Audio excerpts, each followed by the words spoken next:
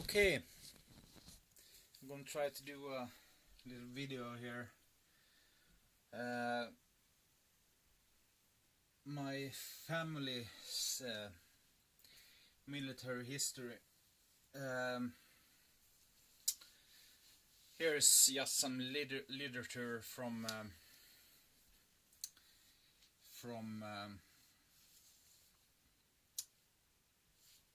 our defense forces or army here in Sweden from different times.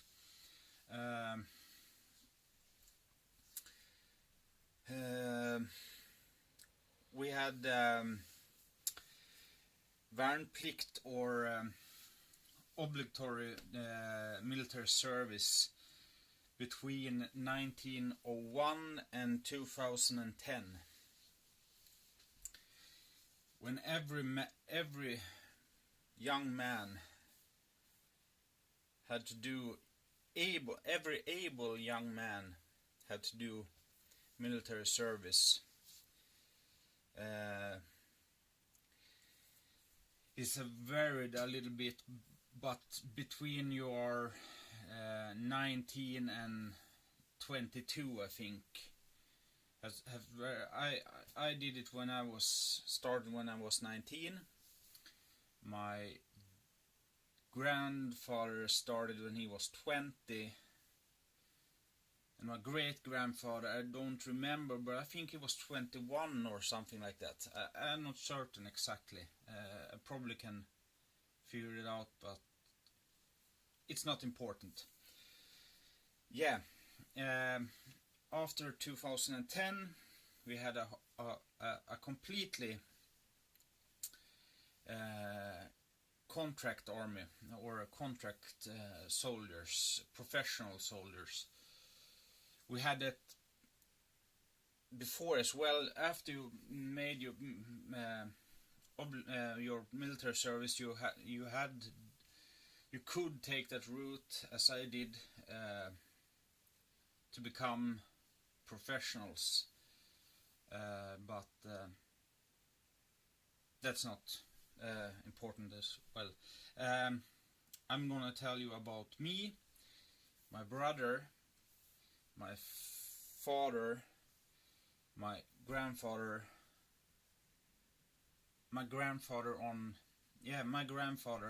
and my great-grandfather. This is just some books.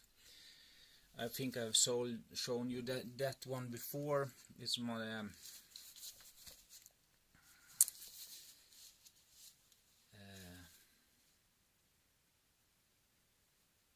my grandfather's book. It's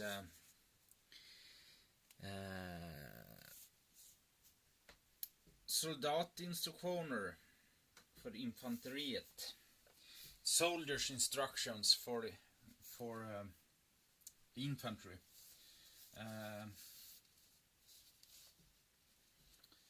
Yeah, but and this was my my brother's basic instruction as well. Yeah, this one was mine.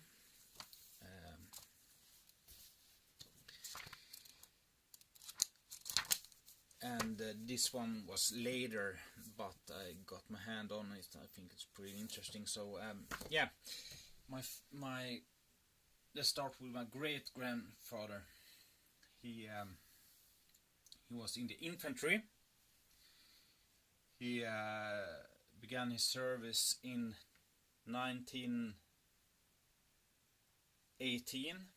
Yes, 1918, at the end of World War I. And yeah, he was in the infantry. One thing he have told, I had never met him, but my grandfather have told me, there was a big food shortage in Sweden, as in many other countries, but in Sweden And one thing, when you did your military service, you always got good food, but not even then they got good food. They got rotten fish and bad sausage and things like that. But he was an infantryman. I don't know what more to tell you about that, but yeah. My grandfather was a tank killer. He was service on a cannon, anti-tank gun.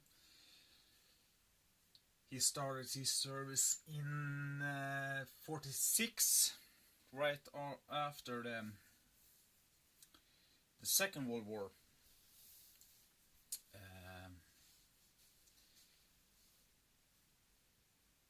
He was a tank killer, as I said, and what more to tell you about that?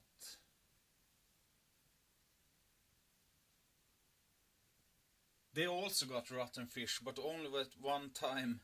Since then he's never eaten fish. So, but yeah, I don't know. Then I come to my father. He was a tanker. He drove a tank,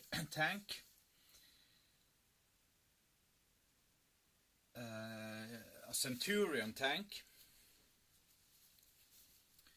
and he got one fun story. The hatch on the tower, I don't know exactly what happened, but the hatch came down on top of his hand, so he was put out of action for a while with broken bones in the hand. He had gloves on that probably saved some of his fingers, but yeah, I don't know. The hatch weighs a good amount of weight, so he almost got his hand crushed. So his father was a tank destroyer and he was a tanker.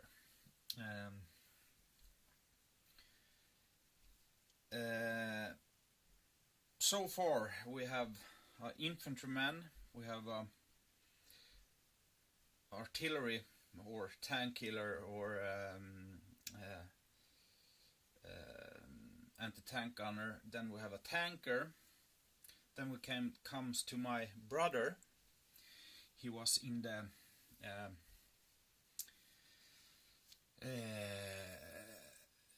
coastal artillery. Here in Sweden we have big coastal fortresses,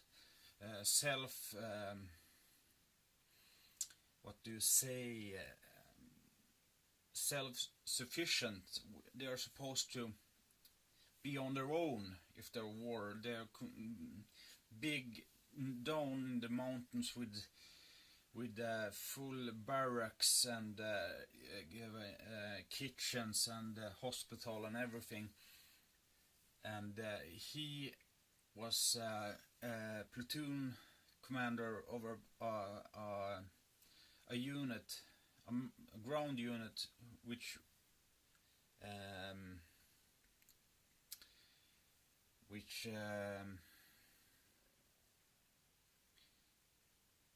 was supposed to protect the big turret.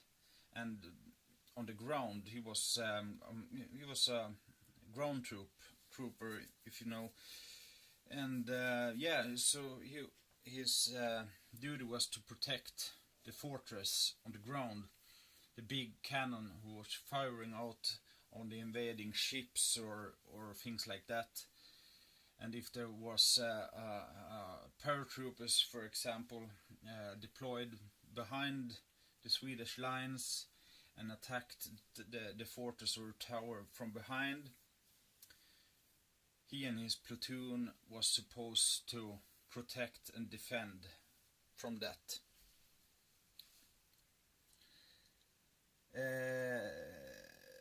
Then it comes to me. I started my military service in 1999,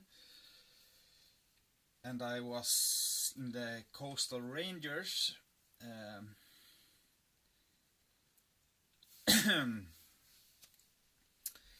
Our mission, or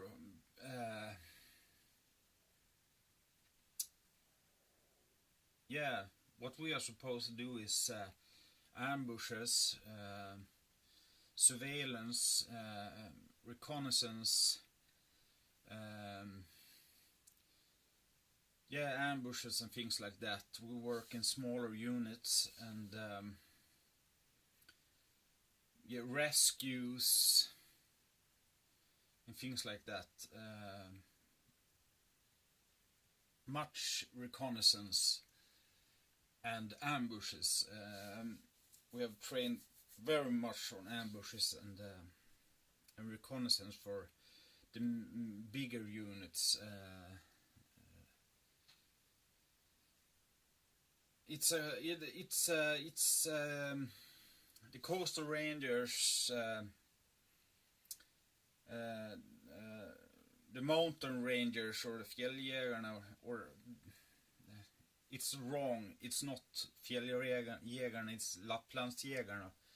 But let's say Mountain Rangers, Coastal Rangers, Air Base Rangers, paratroopers, paratroop Rangers.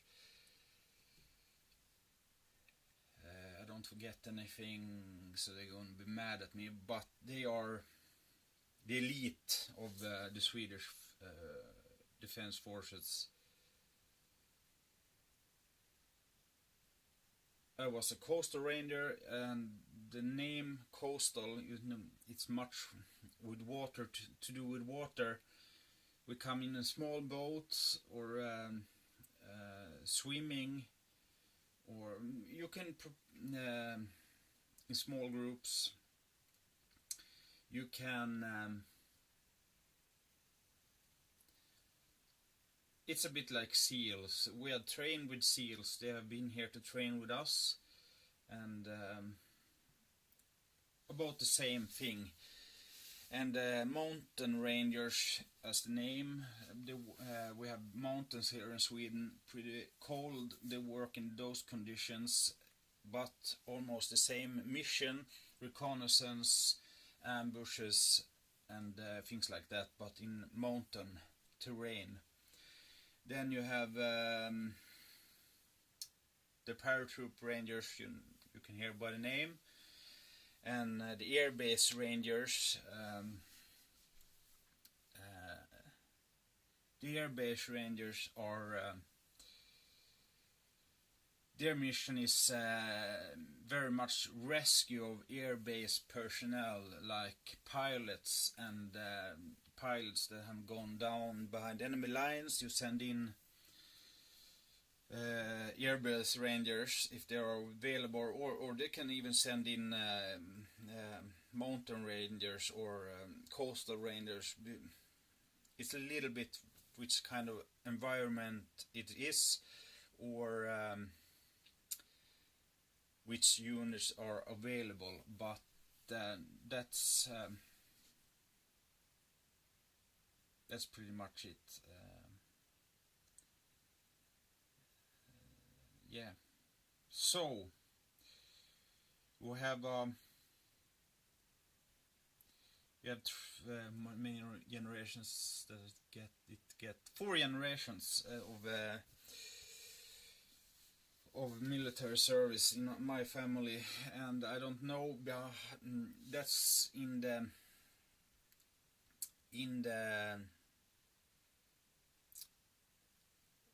I haven't looked back even further. Before we had the värnplikt or obligatory military service, we had